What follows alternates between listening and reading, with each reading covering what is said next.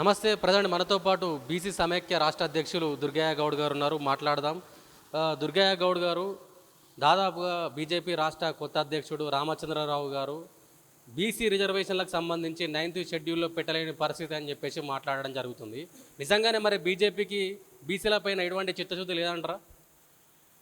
వాస్తవంగా వాళ్ళు రాష్ట్రంలో ఒక మాట, ఢిల్లీలో ఒక మాట మాట్లాడుతూ ఉన్నారు.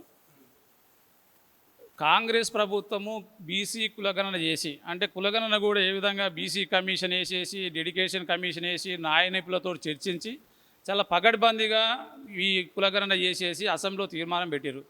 నిజంగా బీజేపీ పార్టీకి మీకు ఏమైనటువంటి బిల్లు పైన వాళ్ళు అడిగారు. కాంగ్రెస్ పార్టీ ఏ రాజకీయ పార్టీ కానీ ఈ బిల్లు పైన మీ ఆలోచన విధానం కానీ మీరు ఏమైనా చెప్తే సలహాలు సూచనలు తీసుకుంటాం, ఇంకేమైనా మార్పులు చేర్పులు ఉంటే కూడా మేము చేసుకుంటామని చెప్పి వాళ్ళు అసెంబ్లీలో తీర్మానం పెట్టిన సందర్భంలో కొంత సమయం కూడా ఇచ్చారు. మీరు నిజంగా ఆ రోజు 9th షెడ్యూల్లో ఈ బిల్లు పంపిస్తున్నామని చెప్పేసి పార్టీ చెప్పినప్పుడు మీరు అసెంబ్లీలో తీర్మానం చేసేసి గవర్నర్ కూడా పంపించడం జరిగింది. గవర్నర్ దగ్గర పంపించినాక కూడా అక్కడ కూడా దాదాపు ఒక నెల రోజుల పాటు బిల్లు అక్కడ ఉన్నప్పుడు మీ అభిప్రాయం చెప్పవచ్చు, కానీ మీరు అభిప్రాయం చెప్పలే. ఎందుకు చెప్పలేదు అంటే ఇక్కడ అసెంబ్లీలో మీరు తీర్మానం చేశారు కాబట్టి మీరు చెప్పలేదు. కానీ మొన్న జూలై 11 వరకు కూడా, అంటే 3 నెలల పాటు రాష్ట్రపతి భవన్లో ఈ బీసీ బిల్లు అనేది అక్కడ ఉన్నది. మీరు నిజంగా మీ అభిప్రాయాన్ని చెప్పాలనుకుంటే బీసీ రిజర్వేషన్ల పైన మీరు అక్కడికి వెళ్ళేసి మీ యొక్క కేంద్ర మంత్రులతోటి కానీ మీ పార్లమెంటు సభ్యులతోటి కానీ అక్కడికి వెళ్ళి రాష్ట్రపతి భవన్లో మీ వాదన వినిపించవచ్చు. కానీ నిన్న మీరు సడన్గా తెరపైకి వచ్చేసేసి ఈ బీసీ బిల్లు పార్లమెంటులో 9th షెడ్యూల్లో చేర్చబడదు అని అంటున్నారు. ఎందుకు చేర్చబడదో ఒకసారి మీరు చెప్పాలి. ఎట్లా చేర్చబడుతుంది అనేది తమిళనాడు రాష్ట్రంలో చెప్పారు. అదేవిధంగా ఇక్కడ ఉన్నటువంటి మా జస్టిస్ ఈశ్వరయ్య గారు దాదాపు అనుభవం ఉన్నటువంటి వ్యక్తులు, 10 సంవత్సరాలుగా జాతీయ బీసీ కమిషన్ చైర్మన్గా చేశారు. అదేవిధంగా ఒక ఐఏఎస్ ఆఫీసర్ ఇంటలెక్చువల్ ఫోరం నడుపుతూ ఉన్నారు. మీకున్నటువంటి ఆలోచన ఏంది, అసలు ఎందుకు అందులో 9th షెడ్యూల్లో చేర్చబడదో మీరు చర్చకు రండి. రామచంద్రరావు గారు, మీకు నిజంగా దమ్ము ధైర్యం ఉంటే, మీరు చెప్పినటువంటి మాట కట్టుబడి ఉంటే బషీర్బాగ్ ప్రెస్ క్లబ్కి వస్తారా, సోమాజిగూడకు వస్తారా, లేకపోతే మీ పార్టీ ఆఫీస్కి వస్తారా, లేకపోతే మా ఇంటలెక్చువల్ ఫోరం ఆఫీస్కి వస్తారా, మీరు రండి. మీకు ఈ యొక్క మా జస్టిస్ ఈశ్వరయ్య గారు, అదేవిధంగా ఐఏఎస్ చిరంజీవి గారు మీకు సవినంగా వినవి దాని మీద మీకు విజ్ఞప్తి చేస్తారు, మీకు చూపిస్తారు, లెక్కలతో సహా చూపిస్తారు. కానీ మీరు అది ఏది చేయకుండా నిన్న 9th షెడ్యూల్లో నిజంగా మీరు పార్లమెంట్లో బిల్లు పెట్టండి. ఫస్ట్ పార్లమెంట్లో బిల్లు పెడితే మీ పార్లమెంటు సభ్యులు కానీ, అదేవిధంగా ఇండియా కూటమిలో ఉన్నట్టు దాదాపు 2280 మంది పార్లమెంటు సభ్యులు ఈ బిల్లుకు ఆమోదం తెలుపుతారా లేదనేది ఖచ్చితంగా తెలుస్తుంది. మీరు పార్లమెంట్లో బిల్లు పెట్టలేదు, పెట్టకముందే ఈరోజు మీరు బిల్లు చెల్లుబాటు కాదని చెప్పి ఏ సందర్భంగా చెప్తారు? గతంలో ఈడబ్ల్యూఎస్ రిజర్వేషన్లు వారం రోజులలో బిల్లు పెట్టినారు పార్లమెంట్లో. ఎవరు అడగలే ఈ రాష్ట్రంలో కానీ దేశంలో కానీ ఈడబ్ల్యూఎస్ రిజర్వేషన్ మాకు కావాలని చెప్పేసి ఎవరు అడగలేదు, ఎవరు రిప్రజెంటేషన్ చేయలేదు, ఎవరు ధర్నా చేయలేరు, ర్యాలీ చేయరు.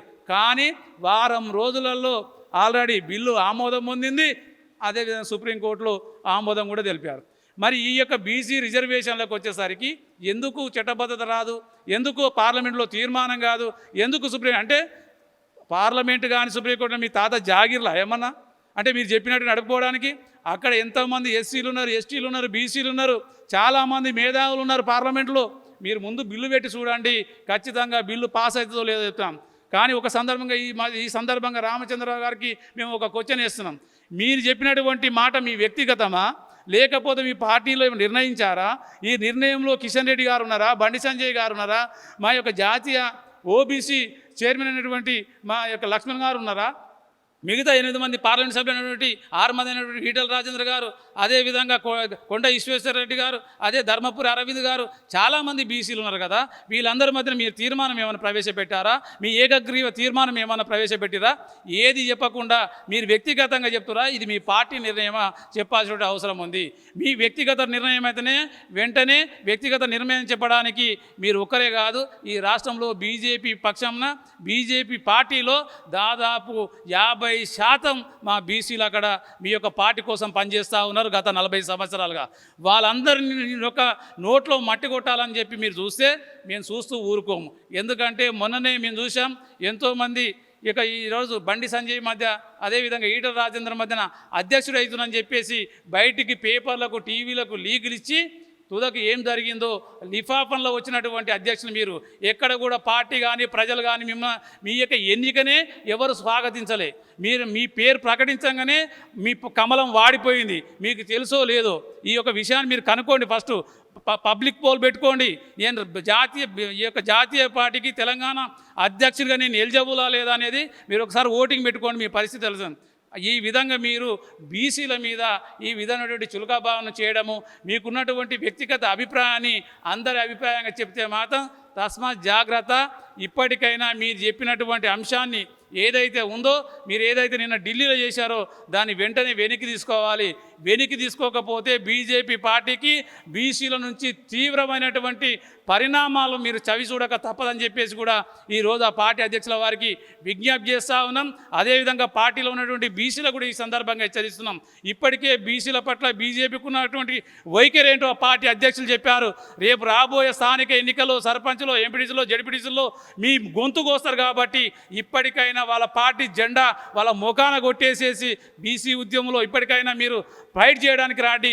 ఖచ్చితంగా మీకు 42% కాదు 60% రిజర్వేషన్లు ఖచ్చితంగా అమలు అవుతాయని చెప్పేసి అక్కడ అందులో ఉన్నటువంటి బీసీ నాయకులకి ఈ సందర్భంగా నేను విజ్ఞప్తి చేస్తూ ఉన్నాను.